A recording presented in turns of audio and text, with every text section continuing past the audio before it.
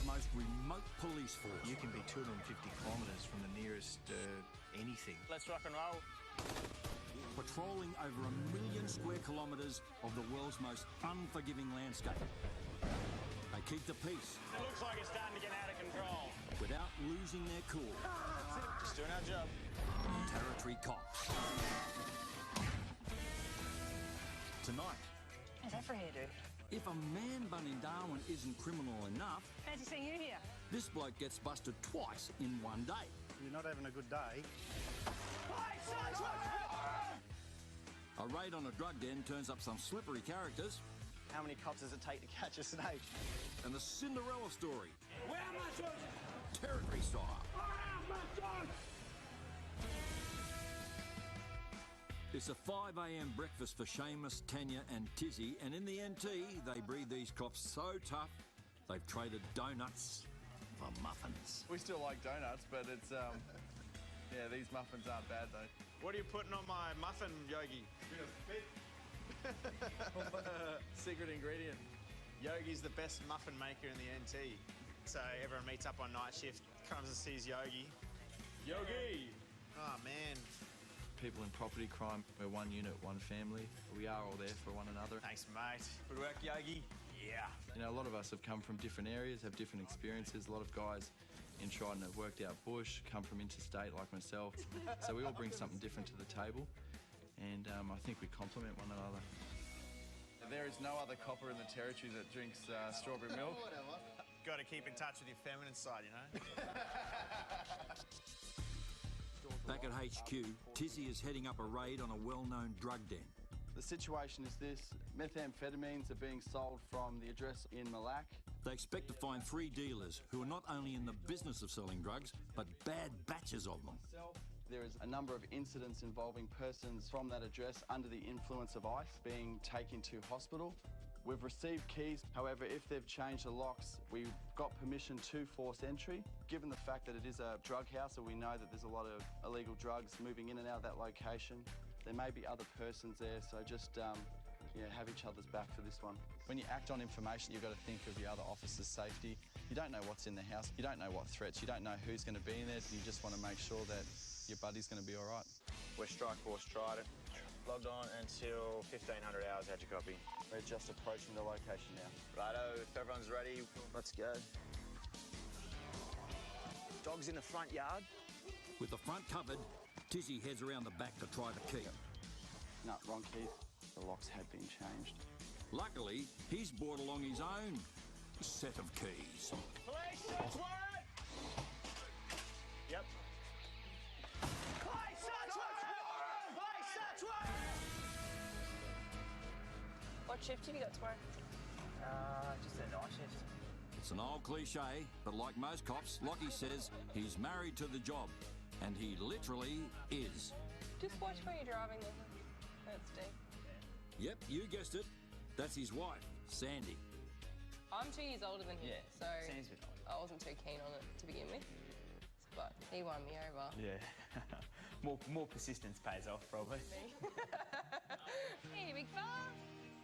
Sandy works the beat in the mounted unit, while Lockie's a street cop. He loves a good pat. Give me a pat. She's a really good copper. She's really intelligent, she's really thorough, she's got a really good investigations background, and she's also just a caring person. Yeah, do you want to hold him? Yeah. The pair met through mutual mates in the force and take working together as a bonus. A lot of the days that we come home and we have a big discussion about some of the problems that we face today, and there's also that understanding that sometimes we don't really want to talk about it. I think there's a greater understanding as well if, you know, he calls me and he's not going to be able to come home for 6 hours and it's my birthday. I understand the job. I understand that he can't just pick up and leave. At this stage, mate, I'm just going to advise you that you have the right to remain silent. Wonderful. You're under arrest for failing to leave a licensed premises, OK? It's good. It kind of keeps me grounded in a way as well, because I don't get too big, because I'm not even the best police officer in my house, let alone the station, so... Well, Lockie, tonight could be your night as Darwin's party strip is going off. Sometimes it can be crazy. I've literally seen Mitchell Street glowing blue and red with like 8 police cars just parked up with little spot fights and just trouble everywhere. Yeah, look out, ladies, it's going to be sick. Watch your head. sir. Sandy's also working on the night shift, and she's got a new recruit. This is Amarok. He's 4-year-old. This is his first night shift. And this is Hightower. He's one of our more experienced patrol horses. There's a lot of intoxicated people on the street, so we're just patrolling the main CBD at the moment. So we'll do the main 4 streets and try to provide any backup that any of the foot members need. These horses are specially trained to cope with the noise and intimidation of drunk or aggressive crowds, but sometimes that's easier said than done. Outside Monsoon nightclub, a bloke's just been kicked out and is trying to fight the bouncers over a missing shoe.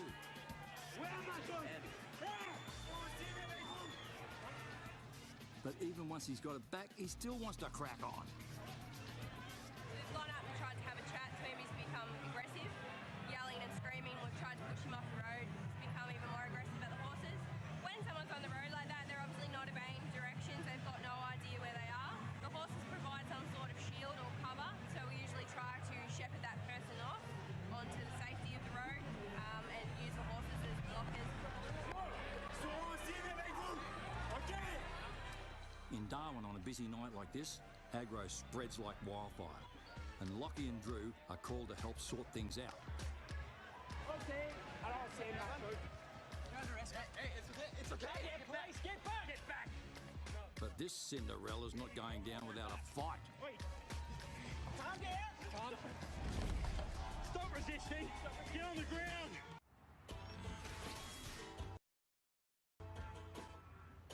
Working in traffic gives Senior Constable Sarah Hutchinson a good chance to get out and meet the locals.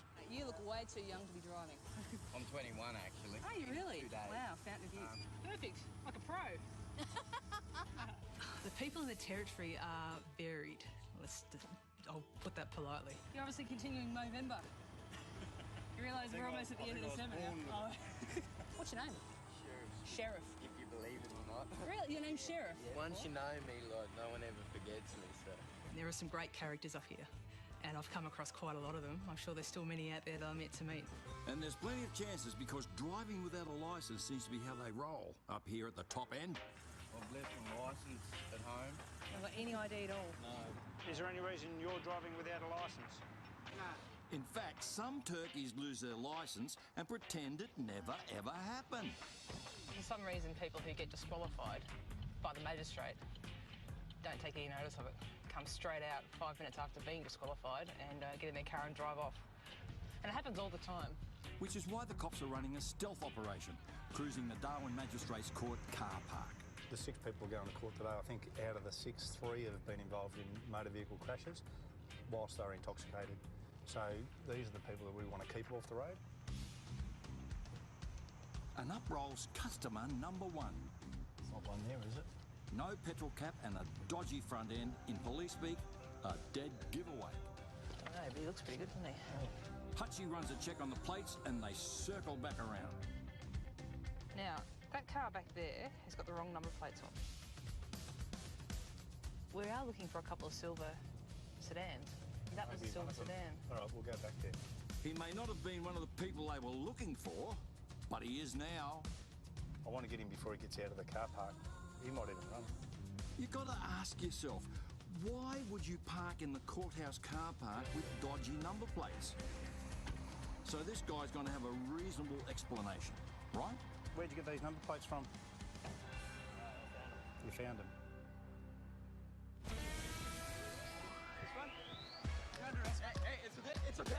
With an aggro Cinderella having a go at the horses, Lockie and his partner Drew have rushed in to pull the bloke into line. Stop resisting. Get on the ground. Alexis, who's out here travelling, lost a shoe in a nightclub, and even though he's got it back, he's been picking fights ever since. Give your arms out. Just stop, man. Just stop. Stop resisting. Right. But this is one blue that he's not going to win. So you're under arrest at the moment for resisting police. 3 offences, you understand? In his fight with the coppers, that missing shoe's gone walkabout again. Now sit up. Don't worry about your shoes. Stand up on your feet. On your feet. Oh! My shoes! My shoes! Calm down. Where are my shoes? While Alexis will be spending the night in lockup, the shoe remains at large. I'd hate to see what would happen if he lost them both. Good, Matrons. Sergeant Slape and I have approached the male. We've placed our hands on him and informed him that he was under arrest. At that stage, the male has actively resisted us. He shrugged the sergeant off and formed a clenched fist, and it was my belief that he was going to strike him. He was taken to the ground and resisted our attempts to place him under arrest. He'll go to the watch house now and he'll be able to sober up and be spoken to in the morning. Looks like Alexis chose the wrong couple to mess with. And wife Sandy's not the only fan keeping tabs.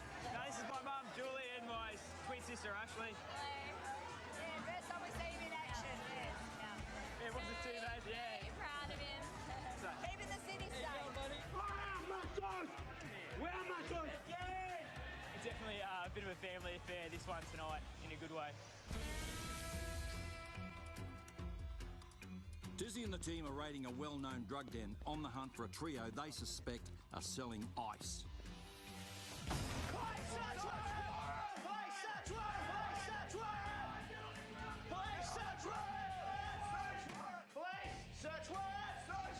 They move quickly to get control of the house. Clear! Bedroom 2 is clear! The element of surprise is everything. One in the bedroom here! 2 in here! And surprise, surprise, here's 2 of the 3 suspects. They find Joseph and his girlfriend Tali, but the third suspect, Kenny, is nowhere to be seen. Kenny was obviously out. One could argue that he actually had some gear on him and he was out selling it, and that's just the way it worked today. Unfortunately, we missed him. What's your name, buddy? Sorry? Joseph. Cool, my name's Mark. All right, Tali, I know you. So what we'll do is I'm going to serve you with a search warrant. Tali has an outstanding warrant for one of my jobs, actually, where she was located with a trafficable quantity of methamphetamine. Tali, at this point, I'd like to inform you that you're under arrest for an outstanding arrest warrant. You're in our custody, not free to leave. Do you understand that? Before we get started, man, is there anything in there that you'd like to tell us about before we... Obviously, we're here searching for drugs. Any needles? Whereabouts? Yeah, that's cool. I just don't want our guys to get stuck searching. Yeah, we've probably seen those. No, so they're not hidden? Are they capped or uncapped needles? Capped? All right, cool. Our procedure is to let the drug dog come through and do its search. It will give the handler a number of indications and give us a bit of a hint as to where to look. And sure enough, the sniffer dogs head straight upstairs and make a beeline for Tali's handbag. Anything here that shouldn't be? Needles? What's that? But is this all Tali's hiding? That car back there has got the wrong number plates on. The cops noticed this turkey parked in the courthouse car park with fake plates. I'm just doing a licence check. Is this your car? The number plates are incorrect on it, mate. So, have you got some ID? Licensed or unlicensed? Not disqualified? All right. Where'd you get these number plates from? You found them. He's driving unlicensed in an unregistered car and he's committed another major offence. He's also sporting a man bun in Darwin. How's that for a hairdo? Obviously, you're going to get a notice to appear to go to court. What? For a man bun? For unlicensed and unregistered and uninsured and... I get it, I get it. Wrong plates as well, okay? Picked a bad day to come to court. It's a bad day for what could be Darwin's only hipster. Just take a seat in the car, mate. That way I know where you sit. So I'm always surprised by some of the things I see happen in Darwin. This is a first for me. We're going to take those number plates off your car, okay? Well, mate, they don't belong in the car. Are they stolen plates? So you know who owns them? Well, you're in possession of property that's suspected of being stolen, mate. They're not. How do you know that? Either way, he's losing the plates and getting a ticket. Right, what I'm doing is issuing a notice to appear in Darwin Magistrates Court. If you fail to turn up, a warrant may be issued for your arrest, so I advise you to turn up. And when you do turn up, make sure you've got a driver's licence and your car's registered before you park at the courthouse. There's a comedy of errors in relation to this case. I mean, unregistered for starters, wrong plates, pretty easy for us to detect. What's that car? But no sooner have they pulled out of the car park, It says station wagon, white Camry. and Hutchie thinks this car might be on her hot list. Oh, hang on. It's unregistered. Get it. Yeah, Where'd they go? quick, go, just rock it. Watch this car, watch this car. Go, go, go. Come on, get out of my road, car. They've only been on the job for half an hour and already they pulled over their second unregistered car. Big M Tango 205, we have a trap on Dinah Beach Road. And Hutchie can't believe what she's seeing. Hello again. Fancy seeing you here. You're not having a good day. Tizzy and Seamus are in the middle of a drug raid. There's no sign of the mysterious Kenny, but they may have just found some of the drugs they are looking for. Anything here that should be? Needles? What's that? MSM cutter. Righto, at this stage I'm treating it as a dangerous drug. What's your reason for possessing a dangerous drug? Somebody gave it to me. It's been sitting in my bag for the last 2 weeks. Okay. It's not a drug, it's a Yep, I know. MSN is a cutting agent, and it's basically used by druggies to dilute what they've got. Gets more value out of their product, but also too, druggies use it as throwdowns as well. So they'll put a few of those bags in places where police will look, and hopefully that'll deter us from continuing to search. Along with the cutting agent for Tarly's home cooking, there's crystals they suspect to be methamphetamine and, of course, Tarly's cooking utensils, a cheeky measuring scale. What are the scales for? And a syringe. I asked you if they were capped or uncapped. They are capped. No, they're not. Well, unless you just threw my bag around, then were. And it seems while the bag was being thrown around, this ice pipe also fell in. What's your reason for possessing a smoking implement for drugs? Okay, what are you doing possessing it? She asked me to hold on to it the other day and he came back for you. Okay. It's an unlikely story, but not as good as her next yarn to explain how this complete stranger's credit card also fell into her handbag. Who's Miss K.U. Yip? What's your reason for unlawfully possessing property? I found her in the car park near the shops. Yeah, when? 3 or 4 days ago. Yeah, why haven't you taken it to the police? Their credit cards. Hey? I haven't had a chance. In the last 3 or 4 days. Oh, well, me. Druggies are always looking for ways to get money. The last time I arrested her, she was in possession of a lot of stolen property, stolen mail, etc., things like that. So I'm not surprised, and I don't really believe her story at all. Tyler, I'll get you to stand up, mate. We'll give you a quick search. She had used needles, loads of empty clip-seal bags, which obviously would have held methamphetamine at some point in time. It's a good result. She was on bail already for methamphetamine use and possession. With Tarly in custody, Tizzy and the team continue their search for drugs. Take a seat, man. And Kenny. I know you've been asked, but where's Kenny right now? Do you know? Sure, mate. No, Yeah. I thought he was here. He was here last night. It's funny, eh? Well, if Tizzy finds that funny, then he won't believe what he finds next.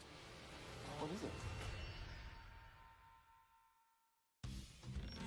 Now, that car back there has got the wrong number plates on.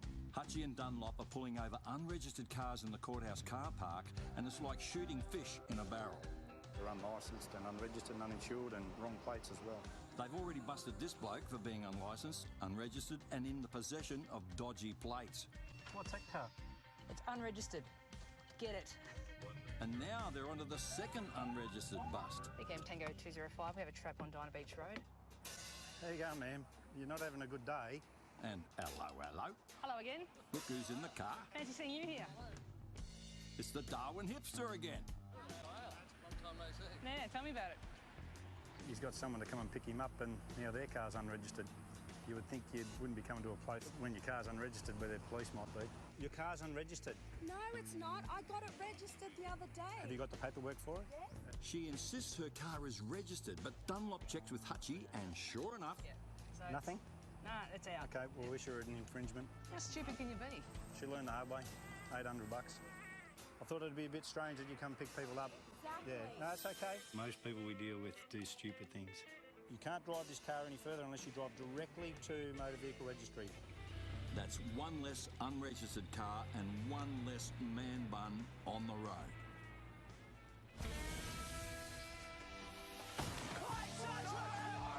So far, a bust has turned up drugs, drug paraphernalia and stolen credit cards. But a second sweep of the house reveals that the credit cards are not the only thing stolen. What is it? Is there a snake in there at all? It seems these druggies aren't just ice enthusiasts. Kenneth had no permits for the snakes. We did some checks for Parks and Wildlife, so we're aware that he's got these snakes illegally. Luckily, Seamus fancies himself as a bit of a Steve Irwin. I'm going to get it out. Because just the thought of snakes sends Tizzy into a tizzy. I'm just scared of them. I just do not like them. There we go. The only good snake is one that's not near me.